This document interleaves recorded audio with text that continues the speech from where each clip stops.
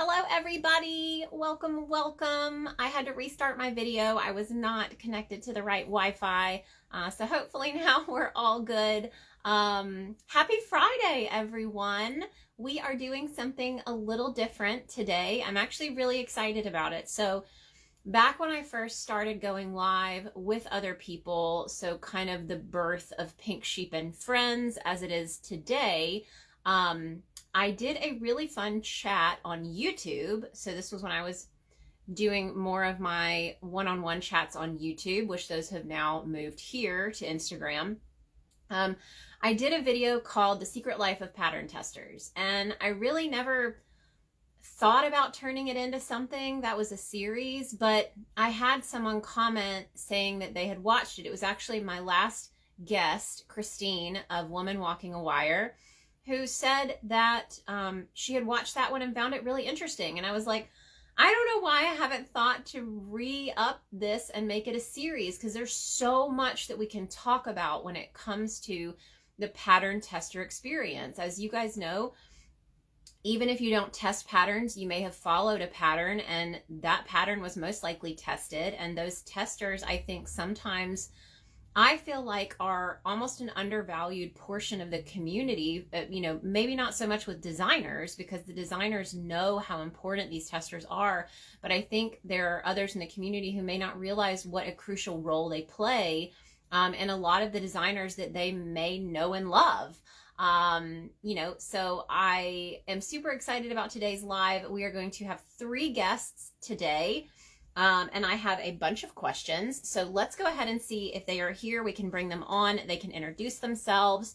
And we can get started with these amazing questions. Now, really quick, actually, before I bring them on, I wanted to let you guys know this is a video that may get some questions. Okay, so I know that that's probably going to happen. Please be sure to put any questions that you have in the little question box. There is a little question, a little speech bubble with a question mark in it, right down here on this side of your screen. So you can put your question there so I don't miss it in the scroll, because I get about this little bitty section of people. It shows me people joining. It shows me people talking to each other. So I don't want to miss out on your questions if you have them.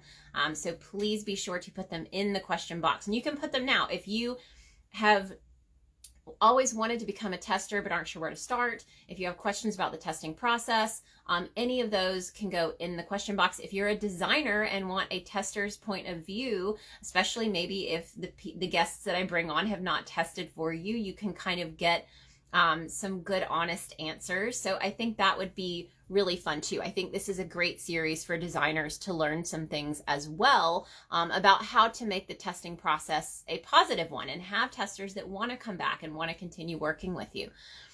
So let's see if I can bring everyone on. All right, let's see. And give me a second, guys. I'm having to type in names. So let's see who else is here. Bots Knots is here. And let's see. I have one more guest to invite. Bear with me. Here we go. All right, everyone has been invited. There we go. So now we're just waiting. Welcome. Hi. Hello. Would you like to go ahead and introduce yourself to the chat? Yeah, sure. So I'm Jada Bot. I'm Bots Knots. And yeah, I've pattern tested for Evelyn a few times before, and a number of other designers as well. So excited to be here. Yes. Oh yeah, and you do have to turn your screen. Yes. I was gonna say. Hello, welcome. Hello. All right. How about we're still waiting on Ellen. If you want to go ahead and introduce yourself as well. Do a quick intro. Is that me, Ellen? Yes. Evelyn? Yes. I'm Karen Garcia from Craft La Jibarita. I've been testing for you, I think, about a year now. And I started my crochet, well, it started as a knitting journey. Gotcha. About 12 years ago. And then it turned into crochet. I still do a little bit of knitting, but not as much. Because I find that crochet is a lot easier. When I make a mistake, I just frog with Yes, knitting. I was gonna say you do more knitting than I do now because now I do zero. Yeah, I still do it a little bit, but not as much. And let me see. I was making sure because I know we're still waiting on Ellen. I'm gonna send one more invite. I know she's in the chat. So let's see. And Ellen, if you can hear me, you can. Oh, is she here? Yes. Okay. There we are. You just have to flip your screen. Hang on. I got to switch my screen. Hello. Hi. Good morning. Good morning. And how about a quick intro from Ellen as well? I'm Ellen, Pebble's own, and what else do you need? I mean, that's true. That's true. So, because we have plenty of questions. I've been around Evelyn's world for a while, and it's actually one of the best worlds out there in the crochet community. That's really sweet, Ellen. Thanks. You know, I know you guys all test for me. That doesn't mean that you have to not be honest with me if I ask a question. And I have to say, anyone watching, I did reach out to testers that did not test for me, and that is my goal. I want to bring people on, even if because I mean, not everybody is into chunky crochet. So, you know, I definitely want to open this up. If you are a crochet tester and you would like to come on to this, if I can continue to make it a series, please reach out to me and I can add you to a little chat group that I've got where we can pull people in as you have freedom to join one of these, because I don't want it to just be my testers. I love them so much. And if that's all I have, yes, that's all I will bring on the show. But it'll be nice to have perspectives from people who've worked with, you know, other designers, even exclusively, you know, to have their opinion and take on things. So I would love to start out, and I'll just I'll ask the question and then I can kind of call out y'all's names. So that way it'll probably make it a little bit easier. And I don't want to put y'all on the spot. These should be pretty easy questions, especially starting out. Because the first one is, why did you start testing in the first place? Let's start with Jada. Well, I mean, one of the great things about testing is the community that you build. Like, you meet a lot of makers through testing. And kind of build relationships with other makers that way, which is probably the best thing that's come out of pattern testing. But it's a great way to get yourself out there and be a part of the crochet community. I like it. That's a good answer. All right, let's go to Karen. I think for me, it was seeing the videos that you post with the new creations, and every so often I would be like, oh, I wish I could do that. I wish I could try that. And and I tried a few times, and I'm like, maybe that will be the design that I will get to test. And it ended up being, I think it was a Phoebe last year, and I was so excited that I got picked and that I got to try it. And I love how it all worked out. And when I joined the community, it was even better than I had expected, because everybody is like answering questions for each other, showing the different twists to the pattern that they make. And I think it's been a great experience so far. I think it almost creates this, like, we're all going to be crocheting anyway, right? But when you test, instead of going and finding a pattern and buying it and making it all on your own, you join the test community, and it's like you're still making it by yourself technically, but it's like you're getting to make it. It's almost like a crochet along in a way, because you're getting to make it with a whole bunch of other people. I know you have a deadline, but that's kind of what I got from that, is the benefit. You know, not only did you go ahead and like jump in and try it, but you found that community where you're actually getting to like share more. So I feel like there's a lot more benefits than I think, you know, people really think of when they think of, you know, jumping in the testing world. So that brings me to you, Ellen. Why did you start testing? Because I made, which one is the hooded cardigan? The Dobby. The Dobby. I bought the pattern, I made the Dobby, and realized I can do this. I can really do this. And I fell in love with that. I would have had it on today, but mine's too warm for today. But then I started applying, and I don't know which one you accepted me for, but it's like this is so just it just really brings the community to life, and it really shows, you really learn the behind the scenes work for the patterns that are out there. So That's true. So hold on. Did all three of you guys start testing with my patterns? Yeah. Okay, Yeah. good. So we do have one person that didn't. Okay. Which is good, because I do feel like and I think for anyone watching, if you don't know anything about my designs are super, super, super beginner friendly. That's my goal. And so I do tend to bring on a lot of new testers. So people who've never tried it before, because I know as long as they have the experience, they're going to be able to handle my patterns. So I tend to bring on a lot of new people, and then they can kind of, if they enjoy it, then they can expand and, apply for different designers and kind of grow that community there. So Jada, I would love to know, do you know which designer off the top of your head you started with and what that first test was like? Yeah, the first pattern that I tested was the Lilac Lane cardigan for Erin at Crafts Everywhere. Oh, nice. Yeah. Okay. So that was, I want to say 2 years ago, just over 2 years ago. Mm-hmm. Yeah. So what was that very first experience like for you? That first kind of dive into testing? Yeah, I mean, well, like you get pulled into the chat with everybody in there, and it's very exciting because everybody's showing off the yarn they're going to use, and I don't think that I realized like how like collaborative or interactive that it would be.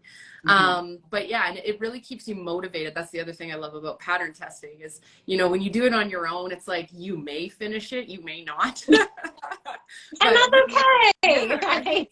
But when you're part of a pattern test, you have like this whole group of testers keeping you motivated and moving along in the pattern. So yeah, I think that was it was I was probably like an intermediate crocheter by then. So it was probably an intermediate pattern. So, but it was really great just having the whole group in there, and kind of if you did have questions, you can ask. So awesome. And so Karen, same question to you. What was that kind of the feelings that you had and the experience that you had that very first test? I know at that point I had started a Discord, so I know that can be a little overwhelming. So I'd love to hear what that experience was like for you. The Discord part was really overwhelming. Okay. It was a new app for me, and joining and getting the messages from everybody, and everybody's communicating, and I was like, what am I supposed to do?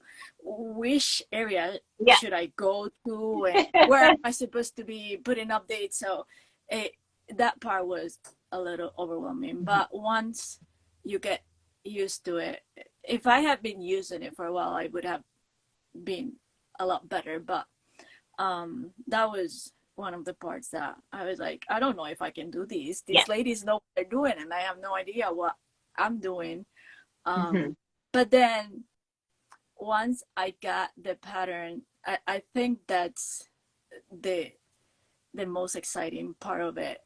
Once you start like getting into it and trying to figure out, is it gonna fit me, or is it gonna be what I thought it was gonna be, or like I think it was the Max jacket, right? That I was struggling really hard with it, and like, tough one for everyone. I don't know what I'm doing here. It doesn't look like hers. So yeah, I think that's something too. I think as designers we learn a lot.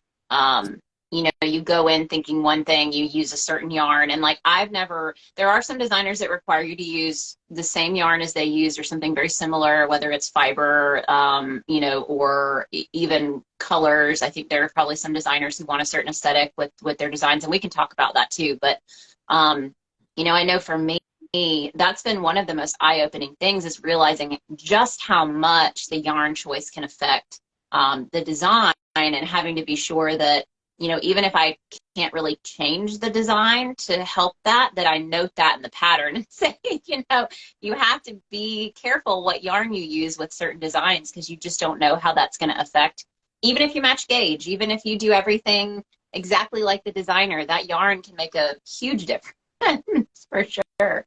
Ellen, I think you joined in when I was still doing Instagram chat as the primary communication. So what was your first experience like when you came on for that first test? It was overwhelming because I was new to it all. It was, I mean, it was scary because I thought I was going to ask a stupid question and people were going to start making fun of me. You know, that high school, oh, I'm the stupid one, whatever, you know, those negative things come through. But your community is not like that. You ask a question, and even if it might not be the smartest question, it's nonetheless a question, and somebody always was there to say, oh, you can do this, or you can do that, or how about, you know, try this, or, you know, whatever. It's just, it was a very welcoming community. And then once we got into it, I think I calmed down a little bit and wasn't so nervous about it all. Discord was definitely a challenge, but yes, it's only a short challenge because it's very easy to use. And I think your Discord channel is, honestly, with all the testing that I've done since, it's the way to go. It definitely is. That's what I was going to ask. I was going to ask you guys, if you have done other tests, what are some of the different ways that designers have requested that you communicate? So I've heard of Facebook groups. I know I've done Instagram chats. What are some of the different ways that you guys have communicated with your test groups with different designers? And that way, if people are watching, they may know, you know, here's some of the different things I might have to look into understanding or getting used to before I jump in. And I guess I was going to call. So let's, and actually, Jada, let's see, because I know you test for some other people as well. So what are some of the ways that you've had to communicate with your test groups? Honestly, all the pattern tests I've done outside of yours in the Discord have been through Instagram chat. Okay. So yeah. And that's it. How has that experience been so far? It's good. I like the Instagram chat. I mean, I do mute them because you do get kind of overwhelmed. And especially too, like I did, B-Ray, she's in Turkey. So she has testers from all over the world in there. So you're getting messages at like 4 o'clock in the morning, right? So yeah, the thing I like about the Discord is I find it easier to search. Like if you need to go back to something, it's easier to use the search function in there. Yeah, I do like the Discord, I think, the most. And again, because it feels more like a community. But yeah. And Karen, I think you've only used Discord. Have you tested for anyone else yet? Just you. And I would love to know, are you looking at applying for other designers? No. Really? No. I like testing for you, and I just look at whatever patterns you're coming up with. Do I have the yarn? Do I have enough of that yarn? Do I have the time? Yeah. And if so, okay, I can do it. If not, okay, I'll wait. Yes. Well, and I have to, so my husband, the captain, is in the comments right now, and he says, I think Discord was a great idea. It was his idea for me to start a Discord channel. I will give him that. I had actually been using Slack. I don't know if any of you guys have heard of Slack, but it's very similar to Discord, but a lot of companies use it for the same kind of thing, conversations, having different topics that you can talk about in different sections of the app. And, but it's a paid app. And so I was like, well, I don't want to pay, but this would be awesome for pattern design and pattern testing. And he said, what about Discord? So there you go. And that's when it was born. Ellen, what has your experience been like? So when it comes to communications, what are some of the different ways that you've had to communicate with tests? I really, the only ones I've done are the Discord. I have a couple that I've done through Discord and Instagram chats. And I agree, you have to mute the messages, especially when you're doing something or doing a test that is worldwide. Mm-hmm. One that I just did, my husband was like, you need to shut those notifications off at night. I'm tired of every 15 minutes. It's like, okay, Yeah. I do need to do that. But yeah, I definitely prefer the Discord. I feel like people, I don't know. It just seems like if you have a question, the answer comes quicker in the Discord channel. And I don't know if it's because you have so many people that you have available, Yeah.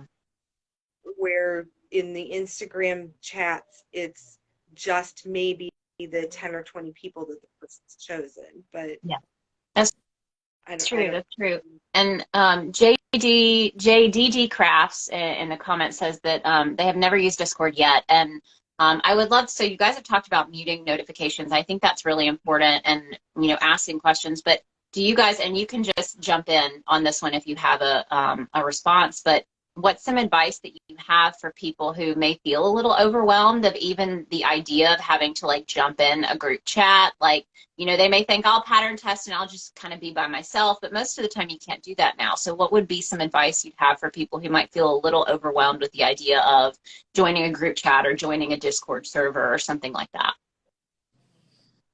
You know, I think that one of the best things that you can do, and it's the simplest, is to introduce yourself. Mm-hmm. Say where you're from, and you know what your favorite things to crochet are, you know, why you crochet, or how you found this designer, or whatever. Just a short little introduction, because chances are, I'm from Central Illinois, and you'll get, oh, me too, where are you, you know, and that starts communication, and it starts conversations. And I think that's just one of the basics. Gotcha. Anybody else? Any advice for newbies with group chats?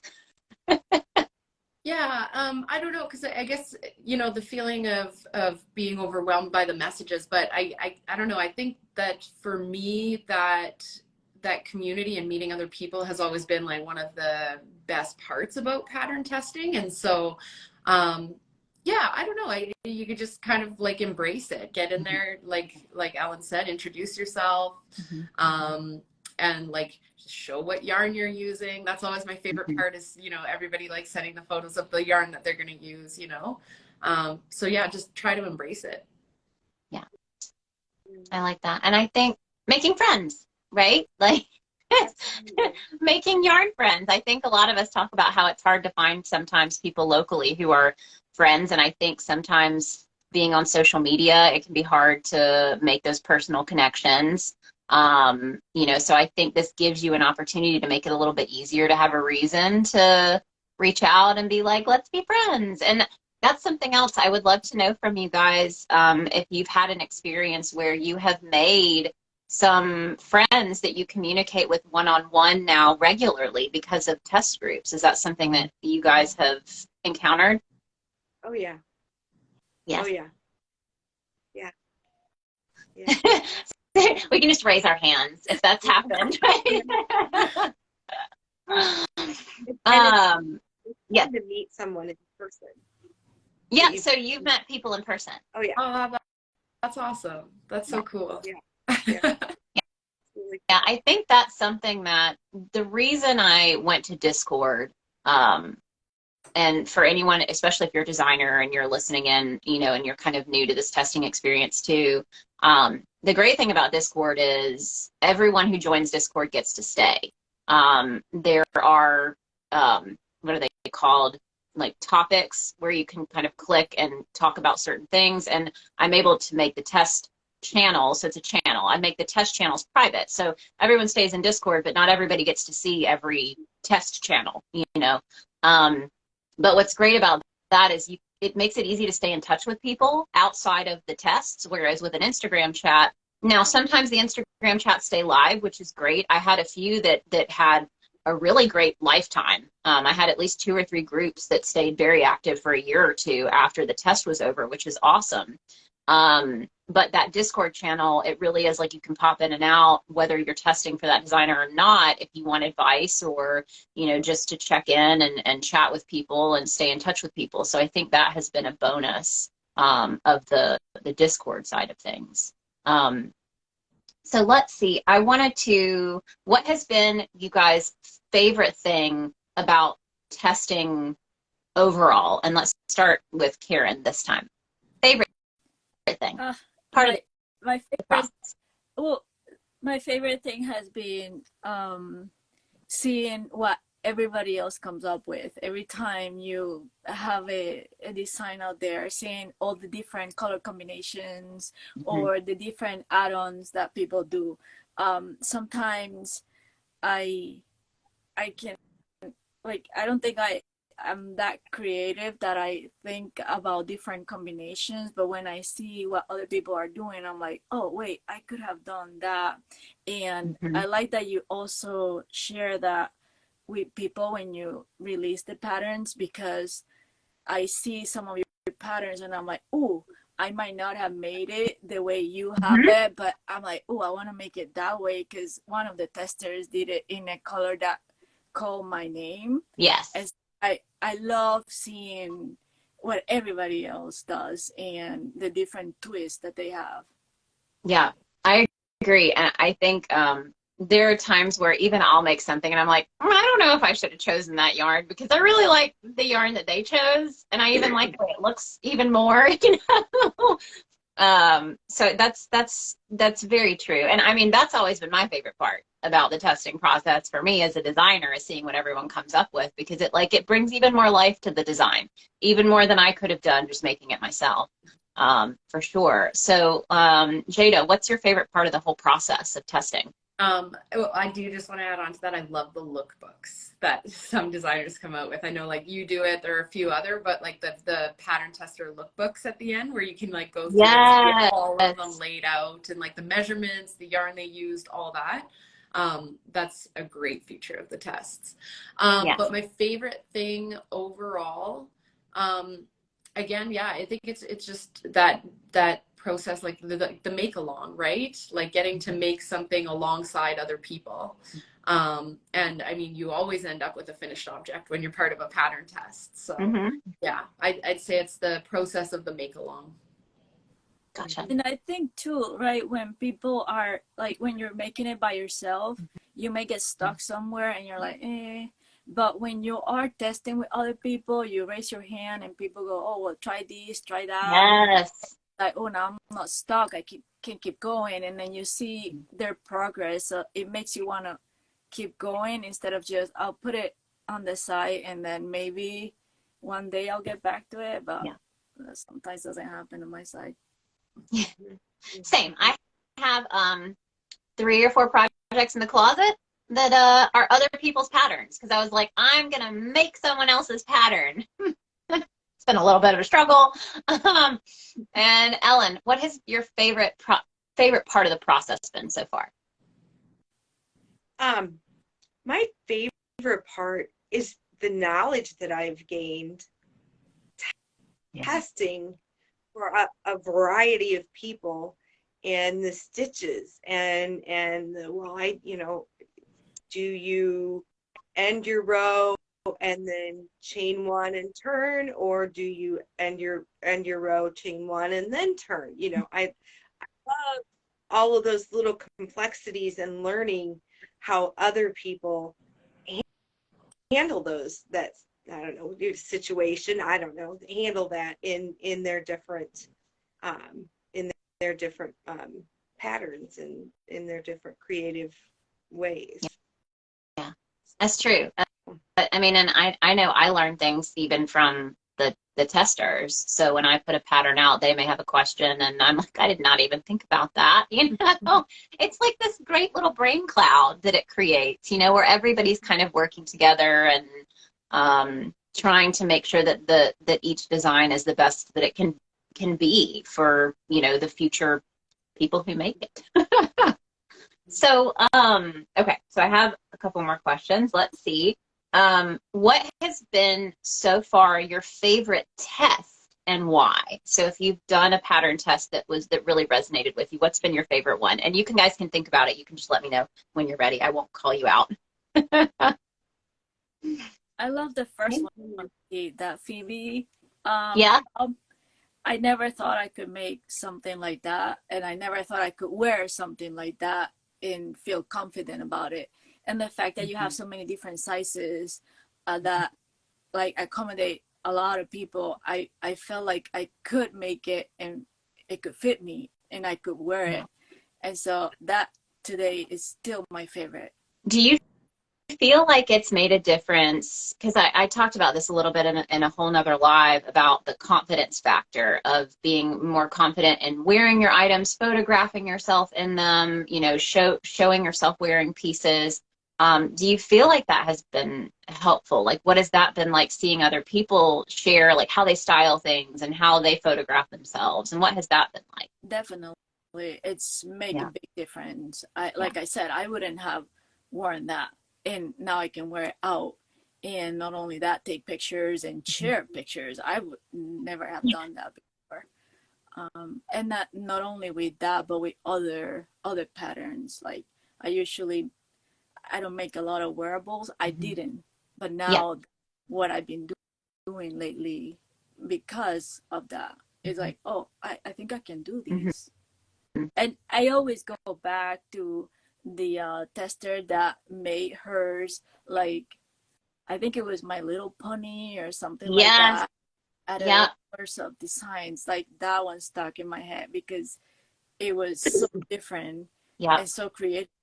And I think her tag on Instagram is Stitched in Starlight Cosplay, maybe, if I remember correctly, for anyone who wants to look it up. But she's tagged me in a few of the posts. But yeah, she made an entire cosplay outfit that started with the base of the Phoebe crop top and a pair of pants that I think she free-handed them. I could be wrong. She may have followed a pattern, but it's like you were talking about the creations that you see as a part of the testing process and what people do with them. And I think that was the same test that,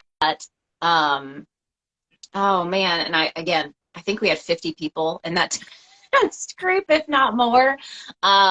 But she put the little Shrek applique pieces on the side of it. She was really cute too. So Jada and Ellen, what about you guys? Favorite test so far and why? So I think one of my favorites for sure was the Tough Puff vest. Okay. Because we didn't know what we were making. That was the one where you started the test, but you hadn't finished the pattern yet. And so we were making it as you were writing the pattern. I don't even remember doing that. And that was in the middle of a move. So that one got released as soon as we moved into the house. So I see why that was done that way now. Yeah. Looking back. And I think you had it was a very quick one too. I think it was like a week because you were releasing the pattern like a week from that day. And so we were making it alongside you. And all I knew I knew it had a hood. I remember that was like the only detail I knew. And I was like, I've never crocheted a hood. So I was like, I'm totally participating in this. But yeah, awesome. I think that's probably the most memorable one.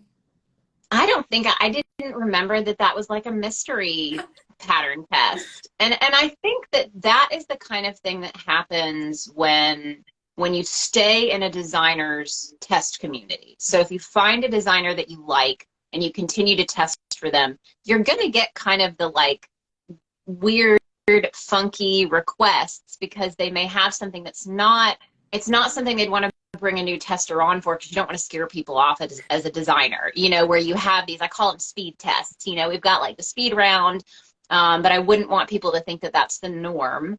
But you may get opportunities that are a little off or funky or weird. And I remember a similar one was when I tested the overalls pattern that I did, because I wasn't really sure how I was going to size that one and if what I was doing was even working. So I kind of let people make it along as I went and kind of get their feedback as we went along. And that way I kind of knew, okay, this sizing will work for this, or this alteration will work if someone's got a bigger butt than I do. We got to make sure that that's accounted for. So there's some really interesting opportunities, I think, that you can have if you find a designer you like and you stick with them and you kind of get in that kind of inner circle, I guess you'd call it, where they'll reach out to you first before they do like a public testing call. So what about you, Ellen? Favorite test so far and why?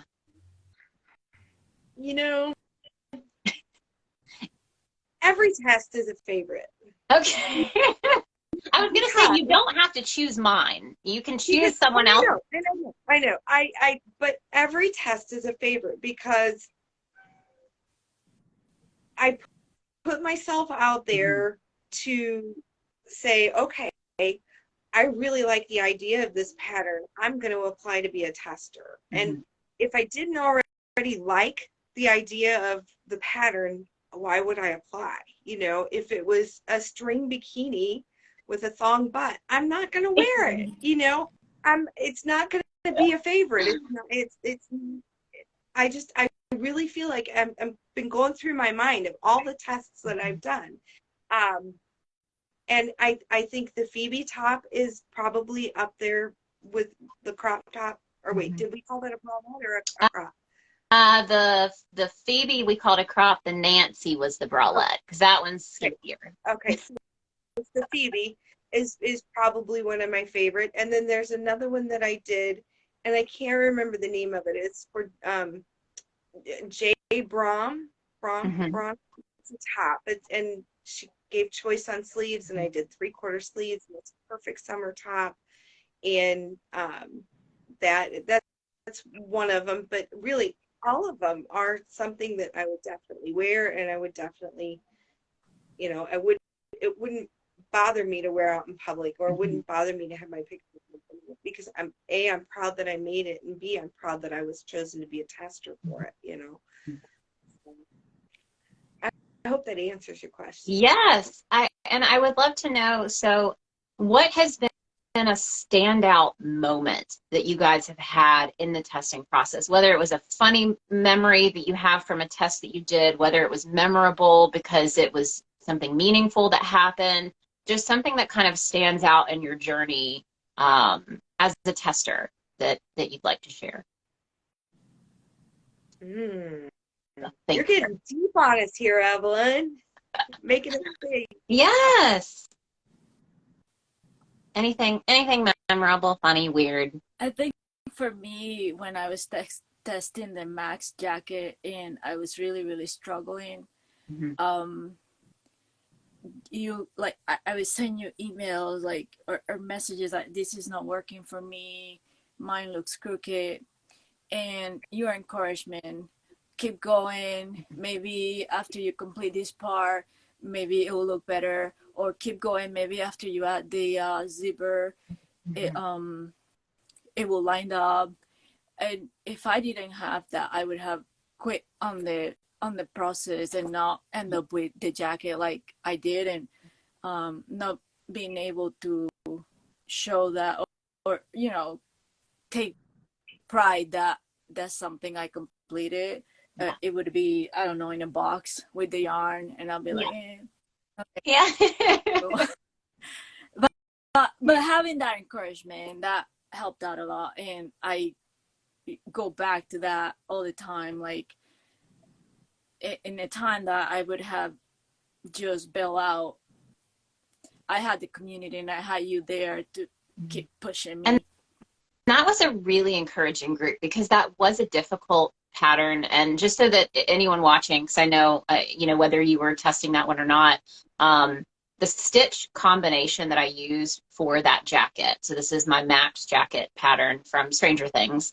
But the way that it was worked up, it worked up crooked for a lot of people. And even with mine, I had a teeny bit of a lean, but I was using a wool blend yarn, like a superwash wool, that it was a little more forgiving than some of the other yarns that were used in the process. And so that was one that it's highly recommended to block it. And for most people who buy my patterns, they don't expect to have to block it, because they're all very beginner friendly. They're all very forgiving. This one also had a zipper added. It had multiple areas of ribbing. It had added pockets. So like it was a more on like the advanced beginner side, because it was still very simple stitches, but it had a lot of extra pieces. Tracy said Max Jacket was my favorite, and I'm glad. There are some people who really still enjoyed it, even though you had to go through a little more of a process to kind of get it right. But it was one of those where the community itself was very supportive, because everyone was like, here's what I'm doing. Here's how I blocked mine. Here's how I did this. And I actually ended up writing a blog post on my website of, the basics of blocking, just so that I had that resource available. And I wouldn't have had that if it weren't for the tester saying, well, I blocked mine and that helped. And I was like, I wouldn't even have thought of that, because I've never blocked a garment. So, you really do get a lot more support. And like you said, if you had bought that pattern and were making it on your own, you probably would have just put it away, because you wouldn't have had anyone saying, keep going, it's happening to me too. This is, and now in the pattern, I actually said, it may look crooked now. Here's what you do to fix it, and I wouldn't have been able to do that if it weren't for the test community. Yeah, So. in the pictures of the other testers that were using the same yarn I was using, that helped out a lot as well, because I'm like, oh, okay, theirs look a little crooked just like mine. We're using the same yarn. Yeah. And so it's not just that I messed up somewhere and I can figure it out, right? So. And I actually put a disclaimer in the pattern about that yarn. I was like, you can use it, but it's, everyone that did struggled with it a little bit more. So it's possible to use it, but you may not, you may struggle a little bit. So I think that's helpful too, to kind of pass your knowledge on to the people who are going to do it alone, like you said, and not have the encouragement of a group. So what about you guys? Any standout moments? Yeah, so I think a standout moment, or just one that I think is kind of funny, and actually it comes with a piece of advice too, is I was in a pattern test, and I'm not going to name the designer, I'm not going to give it away, but this designer actually put like a spelling error in the pattern on purpose. And I thought it was weird when I came across it, because I was like, oh, okay. But like I'm really good at proofreading. I think I catch those things. And so I returned it in my edits, and it was on purpose. And anyone who caught that spelling error ended up getting a coupon to her store. Oh, so, that's super smart. Yes, just a piece of advice, that always be looking for like doing the proofreading as well, because it pays off. Yeah, and I'll say too, that's I definitely wanted you guys to be able to give some advice to things that you've learned along the way that you can kind of pass on to new testers. But that's a big one. I mean, there are still people, and I have a whole video about like how to be a good tester that people can watch on YouTube. But really making sure that the things that the tester asks for, that you're able to do, because I still have a lot of people that don't proofread.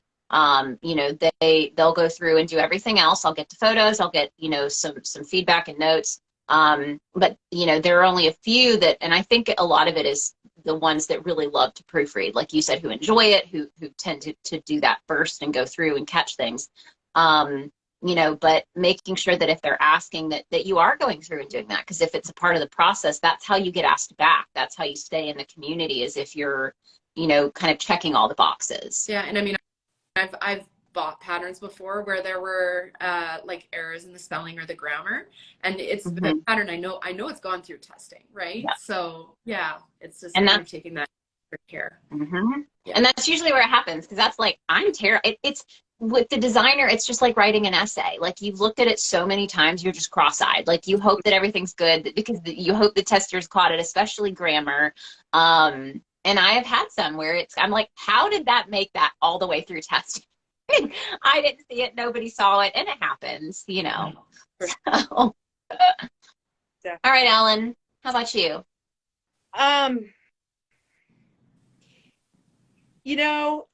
I think one standout moment was I did a test, and I won't name the person that I was testing for, was like, I'd really like everybody to print it out, and so you can really pay attention to where you're at, and I just feel like it's a really good thing to do.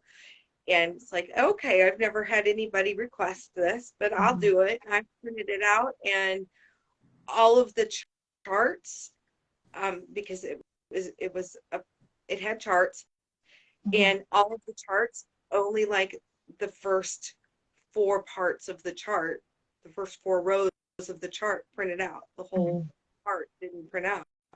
And I went back and she's like, well, it must be your printer, maybe it is. And then like 3 other people came in and said, no, I printed it out too. And it only, it way. And there I realized it's okay to say something, because if I don't say something, maybe somebody else is seeing it, and they don't say something, then it won't get seen, and then this person, puts this pattern out there and it doesn't work. Yeah. It isn't what they're saying is going to be there, isn't there. So Yeah. I think that's a big point, is being willing to step out and say something, even if you are a little concerned. Like, I think you mentioned it earlier too about stupid questions, because there are no stupid questions, especially not in a pattern test. Being willing to ask the questions, being willing to say something. And I do understand sometimes it's, we're talking on social media, like we're typing, we're not actually talking. We can't look at emotions. We can't. So there is that kind of fine line of, how do I say this if I feel like it's a negative thing? And I have had situations, and even some of my test groups, where someone has said something where it's kind of hurt my feelings because of the way they typed it. And I've had to like reach out and say, I hope that I don't want there to be any kind of anything, but it's usually just miscommunication. Some people type with periods at the end, whereas I use exclamation points and emojis because I want to make sure people know that there's that there is emotion behind it, and it's positive. And, I don't ever want to, hurt anyone's feelings, or, say something that might make them feel, like they shouldn't have done the test. It's like we all have, like, Ellen, you mentioned the whole kind of high school, feel where there's always that kind of nervousness of, am I going to say something? And, but I think still being willing to step out. And again, that's where you look at, is this the designer for me to test for? And that's something that I wanted to talk about next. How you guys choose the right designer for you. Because I know in a lot of situations, it's not just about the pattern. In some cases, it might be because maybe it's a designer you've never tested for. So it's just based on like, oh, that pattern looks great. I want to test that. I have the time. I have the yarn. But how have you guys kind of catered because it's your time. I mean, that's a lot of time to spend testing and taking time out of your life. How do you guys choose and cater the designers that you work for, and I say work for, that you test for, and what advice would you give other people who are trying to, maybe they didn't have a great experience with a designer and they're trying to figure out, should I try it again or, find someone else? my suggestion would be, if you want to try, if you really want to try to a new designer, to either check their blog or their Ravelry or wherever, see if they have a free pattern, and work it up. Hopefully it'll be just like a washcloth or whatever, just to see if the way they write their patterns is good for you. I recently had one where I don't know, I didn't click. I did it. I followed through. I finished it, but then I didn't take that extra step of looking at her other patterns and seeing if the way she wrote her patterns is the way my brain works, or would work with the way my brain works. And it didn't. It was really, I was on the struggle bus for that one for about 4 weeks. Yeah. But I would definitely suggest, even if you have to purchase one of a less expensive pattern of some sort, just to see if you mesh with the way they design and the way they write their patterns. That's good advice. I like Really good that. advice. Yeah, it's really good. I think for me, the initial pattern that I test, and this is if I have never tried one of their patterns before, the initial one is always just based on, I'm like, oh, wow, that's great. I want to make that. Yeah. But Yeah. then I guess whether or not I test for them again comes down to kind of like how supportive they are of their testers, right? Like, do they follow you back? Do they support you? Do they care about you as more than just a tester kind of thing? Like, do you end up building a relationship with that designer? Because there are designers out there who, you know, you test for them and you don't really have kind of any connection with them. And so I think that's really important to me. There are designers that, like, I love them. I think they're great. They're really supportive of their testers and the community. And so I will always sign up to test their patterns. And that's a really good segue into, I wanted to ask, what are some of the ways that a designer can show more support? What are some of the things? And I do feel like this has grown. I see a lot more people who are sharing more photos of their testers publicly, whether it's on their page or on Etsy. You talked about the lookbooks. What are some of the ways that you have felt designers have made you feel supported, appreciated? And this is for any designers listening too. If you're wanting to create, you know, a more supportive community for your testers, but what have you guys' experience been with that?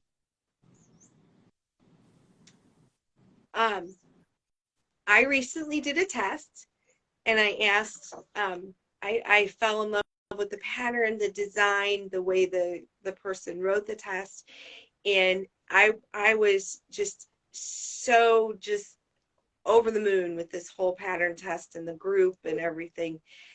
I even went back in and I felt I had enough courage to ask her what I could do to be a better pattern tester. And I think that's something that I've never done before, but I really respected A, the way she wrote the pattern, B, the way she treated the group, and C, the whole process that she had created, that I came back to her and I said, hey, you know, give me your feedback. I want to know what I can do to be better. And I don't know. I hope that answered your question. Yes. And so you said the way that she treated the group. So what are some things that she did that made the group feel like they were being treated well? Because I think that sometimes, I know there are situations where maybe you're thrown into a group chat and maybe you don't hear from the designer. Maybe you feel like you're on your own working it out with the other people in the test. So what was that difference like there?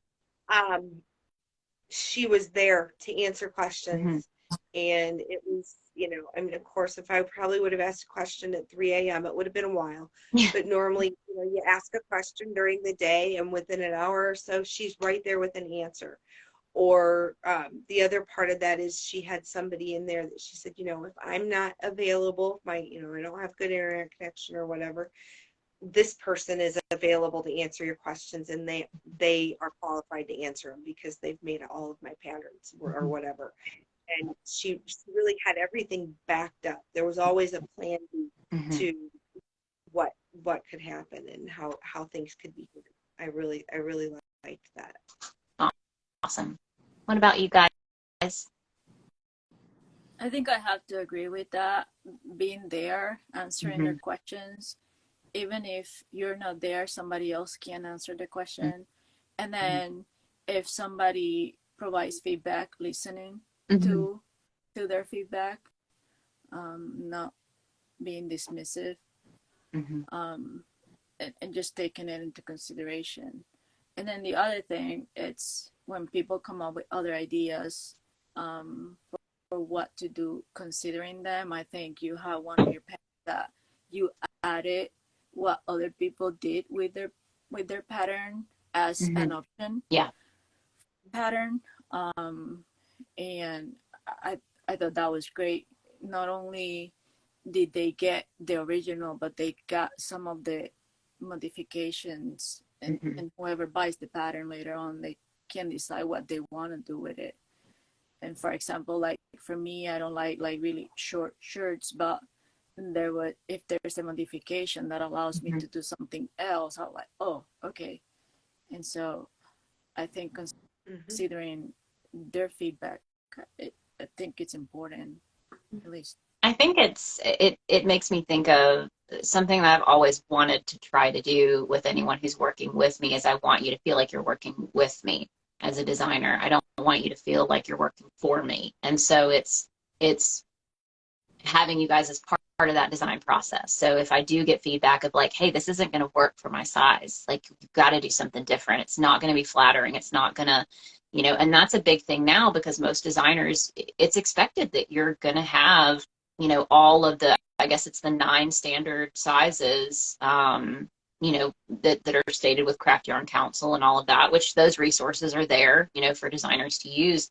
But it really is allowing the testers to be a part of the design process. So you may think that you know, hit all the numbers correctly because everything measures up, but that's not always the case, you know. So I think, like you said, when a tester comes to you, especially more than one, if more than one tester is coming to you saying, yeah, Cinder just said we've had several of those conversations, and we have, and that's why, you know, I wouldn't want to lose my key testers for these sizes, for all of my different sizes, because, you know, they're the ones who allow me to make sure that pattern is actually going to fit the way it's supposed to, and that every size that wears it, it's going to have a similar look and feel. And if you don't listen to your testers, you know, you're going to have people on Etsy or Ravelry sending you the same message that your tester sent you. So you're setting yourself up to have to answer or ignore a lot more people if you don't listen to your testers. So, yeah. How about you, Jada? What makes you feel more supported as a tester? What are some of the things that have been done? Yeah, I think in addition to just being there to answer the questions, but like also cheering them on, you know, like when people are posting the progress pics, like, wow, that looks really great. Like, so excited about that, you know, like just showing that like kind of excitement in their journey through the test. Yeah, just kind of taking an interest in the work that they're doing, right? So yeah, I think both of those things, being there to answer the questions, taking the feedback, and also just being excited and cheering them on along the way. What do you guys think are more things? Because again, most of the time, majority of the time, testers are not paid.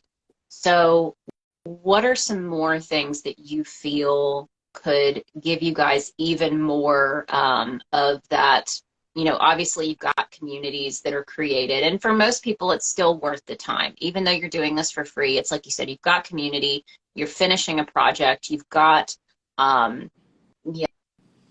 people working alongside you, you know, on the project. And I think that makes it a little more fun because you're going to be crocheting anyway. But what are some more things that maybe you could see designers continue to do to make that an even better experience? And there may not be anything, but if there are things you've thought of that you think could be cool. Really got us thinking outside the box here. I know.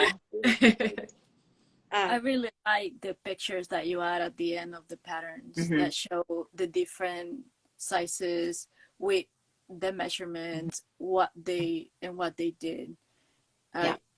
I think not only does it show the different testers that work on that, but as a person that wants to do that pattern, I can look through and see, okay, which one should I go pick? Sometimes it's hard to go, well, am I a medium or am I a large? What size am I going to be for this pattern? But if you see a picture of somebody else that may look like you, it's like, oh, okay. So now I know if I want that fit, what I should do. I really like that idea. I do hope that more designers showcase their testers more on Ravelry and Etsy, wherever they're selling their patterns. I still see a lot of testers that will only have like photos of them wearing the item, and unless someone has a review that shows a photo of them having made it, you don't ever see it on anyone else. Now, you may be able to go to their social media, but then you kind of feel like you're having to do a little dance to kind of figure out, okay, is this pattern even going to work for me? And I hope that more people start doing the measurement guide. That was something that I thought was really important to really see, not only photos on different people, but like how tall are they? What are their actual measurements? You know, if I can find someone that really does have very similar measurements to me and see what size they made, it's going to be a lot more helpful in knowing if it's going to fit. And you know, especially with social media, I think that's become a big thing of people being more willing to share their testers' photos on their feed, make sure they're tagging their testers. Jada, like you said, following their testers back. I mean, that's a big one.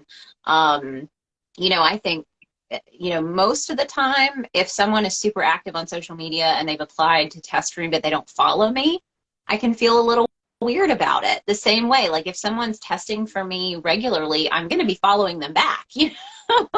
So I think having that, you know, make sure that you guys are supporting each other. I used to, and I don't do it as much now, and shame on me for doing that, I think because I moved to Discord, but I used to remind people, like, make sure you go follow each other, you know, follow each other on social media. That's, you know, why I still use Instagram names in Discord to try to make sure that people have an easier way to connect with each other. So, you know, that's their Instagram name, so you can go follow them on Instagram, you know, and show the support to each other. But I think just putting testers at the forefront, I think, is really important for designers to see if they want that connection. You know, you have to continue to show that support for sure. So let's talk about if you guys have a least favorite part of the testing process.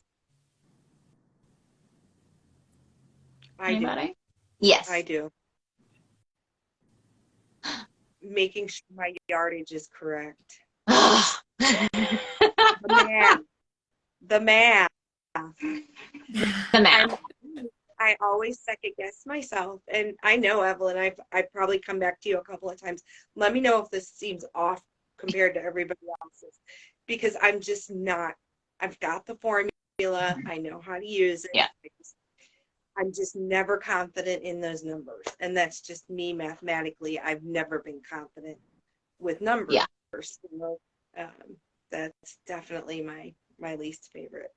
That's so funny that you say that, Ellen, because like whenever I do a pattern test, when I like weigh it at the end, and I'm like, and I'm looking at what I was supposed to use and what I used, and I was like, this can't be right. There have been times where I was like way off, and I'm like, like, did I do something wrong? Yeah, so that's a good one. Yeah, absolutely. That's tough, especially if you're using, I know I have a lot of people who use multiple strands of yarn, and if they use multiple strands of multiple brands, I mean, I just, at that point, I'm like, just don't even send me your yardage, it's fine. Like, and that's one of the reasons too why I like to have multiple people testing multiple sizes. So I might have 3 or 4 people testing one size, 2 or 3 people testing another size, you know, because that way, if I do have someone who's like, the only thing that I could match gauge is like 3 different strands of 3 different yarns. So like yardage is out the window at that point, because it's so difficult to try to figure that out. I wouldn't even know how to start trying to weigh something and break it down by, you know, different yarn weights. So, you know, I think if you're going to do that, if anyone's watching and is testing, be sure you tell the designer what you're going to do, because at that point, your yardage probably is not going to be very accurate. If you're having to hold multiple strands of multiple brands of yarn together when it comes to the end, unless you are opening new ones and really tracking how many you've gone through, and it's smaller skeins of yarn, so, you know, you kind of have an idea if you've used half of it or not. But be sure they know, because that's where that communication comes in of, you know, this is the only thing I can do. This might be difficult at the end, but I'll have accurate measurements at least, and I'll match gauge. And so it's really having that communication there. So, Absolutely. Yeah. Absolutely. Anything else you guys don't like about the process, or did you just love it all? The one thing I think, and it's not necessarily something I don't like about the process, but I always feel bad if I don't have feedback like if I'm not finding things, Yeah. I feel like I'm like, well, am I adding value here? I'm like, you know, and you kind of get like, you obsess over it. You're like, I have to find something, right? I have to find something. But yeah, I think that's one thing that it's challenging for me to send back my feedback. And I mean, you're still giving feedback on like the overall pattern and design, but to send back my feedback and say, oh no, everything was well written, you know, I feel bad. I feel exactly like that. I'm like, I was supposed to find something. Yeah. Yeah. Yeah. Well, and I think too, I think it was Sindra in the chat who said that sometimes if you're in a group chat or Discord, so this is another thing too, and we can talk about this a little bit as well, but the way that the designer gives you the pattern to test. So I used to give a PDF. It was like a finished, you know, version of the pattern that was all formatted and everything. But that meant that I needed everyone to wait until the end to give me grammar and, you know, things like that, because I couldn't easily keep track of all the updates throughout the process. Now I use Google Drive, so I can make the changes during the test. And so there's a lot of people now who, when it comes to giving feedback time, they're like, everyone's already caught everything, you know? So I think that sometimes can make it easier, but then also you're like, well, she caught it before me, so like I couldn't find anything to fix, you know? So I think that that's different too. And I would love to know, have you guys done, what are the different ways that designers have given you the patterns to follow throughout the test, and do you have a preference? I think the Google Drives is a good one, because it makes it easier to edit or put your edits in there. The PDFs is tough, and I still haven't figured out how really to give it in a, like, I honestly, I'll either make note of the section and basically try to describe where it is that needs the, or I'll take a screenshot of it, and this is probably not a great way either, but I take a screenshot of it and then I just like draw in, you know, which is, yeah. So I think the Google Drive, where you can actually go in and add your edits or your comments, is the best way to do it. PDF is tough. Yeah, I'm not sure what the best way to do it in a PDF is. Yeah, I think I've had people who print it out and write on it, and then they send photos of the pages that have edits. I've had people who do, who have an iPad, so they'll write on the iPad and screenshot and send those. So there's definitely different ways, but I realized I heard people using Google Drive, and I was like, why have I not just been doing this? You know, it makes it so much easier. And Google Sheets too, for the collecting the yardage is really as well. Like, to be able to go in, put what the yarn you use, the weight, the yards. I really like that method of collecting that information. And it's probably the designer too, than having to go through everyone's notes and get that information. You've got it all in one sheet. So Yep.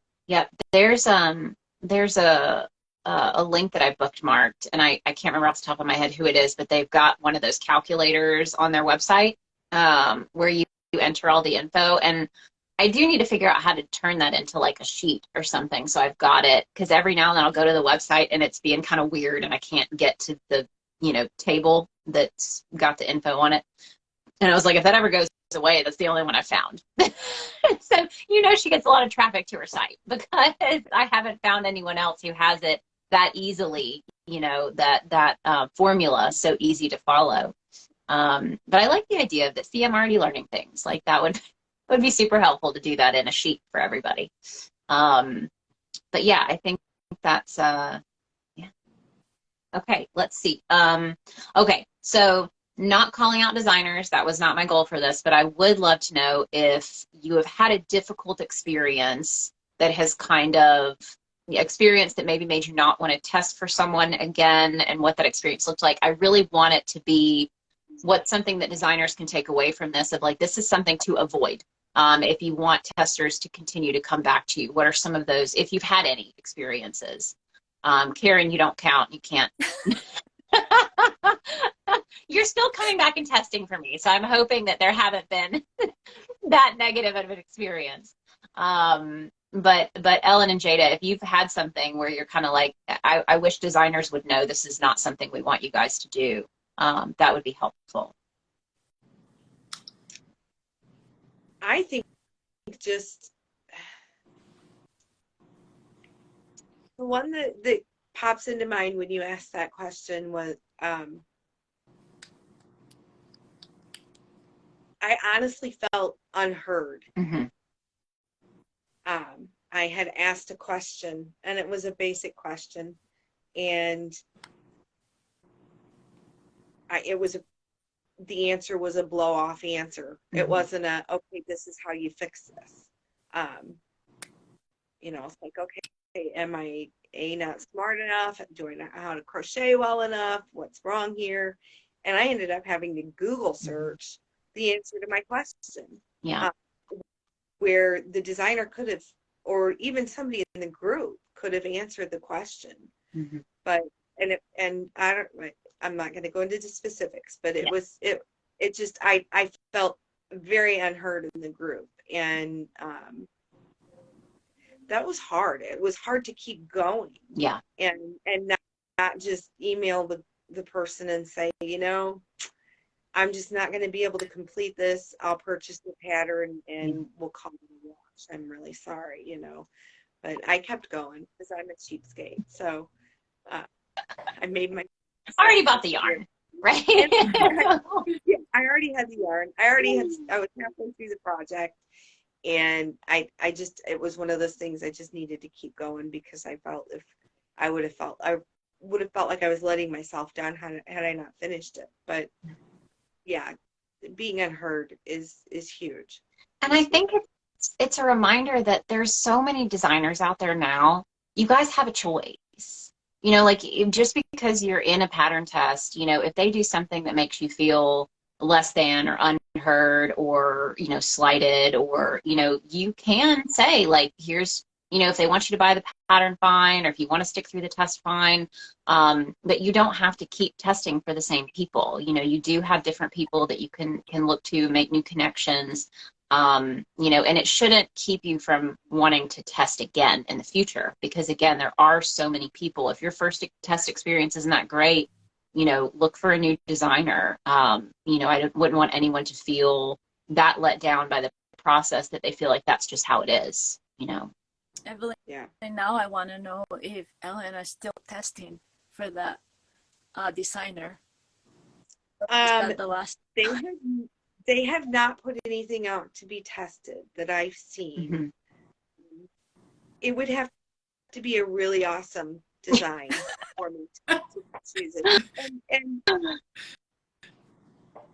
if it was something really cool, I probably would give it one more try. I'm kind of a 3 strikes you're out kind of person. Yeah. Maybe their life was happening that I didn't see, that's behind the camera, not online, whatever. Yeah.